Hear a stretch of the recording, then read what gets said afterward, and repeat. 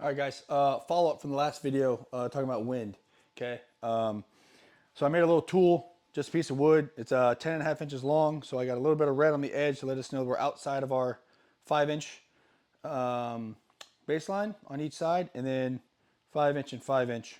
All right, so again, now we're gonna talk about the target, right? So if the target itself is bigger than 10 inches, which usually you'll see as you get further out in distance, so like a 750, 700 or greater, you're gonna have a larger target, which works in our benefit if we're training to a 10-inch baseline, right? So if I put center mass shot here, which is the goal, it's letting me know that I've got much more room to play with, right?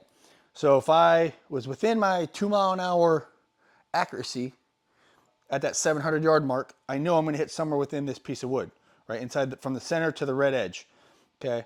Now, if I'm outside of that, let's say I didn't make a wind call or my wind was off, right? And I hit outside of that, like where this X is, that means that my wind call obviously needs to be increased.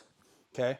Going off a 0 wind call just because it makes it a little bit easier, right? If I made no wind call, I aim center and I hit here, that's letting me know for sure that it's greater than 10 inches, right? If I'm hitting around the shoulder arm area of the target. So I'm looking at probably a 3-mile-an-hour wind call, which should look about 0.3 mils from center inside of your reticle. So I can use the impact and the aim point to make the correction, right? So I just add 0.3 to my wind call, and then I can re-engage, and I should be hitting somewhere within center, right? Within the minute of angle.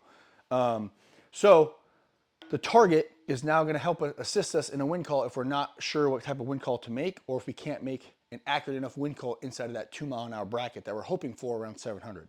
Okay. For a smaller target, we'll have much less room, but again, we can still kind of get away with it. Same concept, center mass shot. Now we have maybe 1.5 inches outside of our 10-inch baseline to play with, right? But what this does allow us is if we do take a shot and we hit somewhere here, right, outside of center, even though we're within that 5-inch, we still know maybe we were a mile and off, depending on distance, right? This is more of a 500-yard target. So honestly, with 500, we were talking about a 4-mile-an-hour wind call. So no wind, aim center, should hit within 5 inches left to right with 4 miles an hour, right? No further than here, no further than there, which is just inside the bolts. So let me grab my marker. So if we take our shot and we hit at the bolt, we know we have 4-mile-an-hour wind.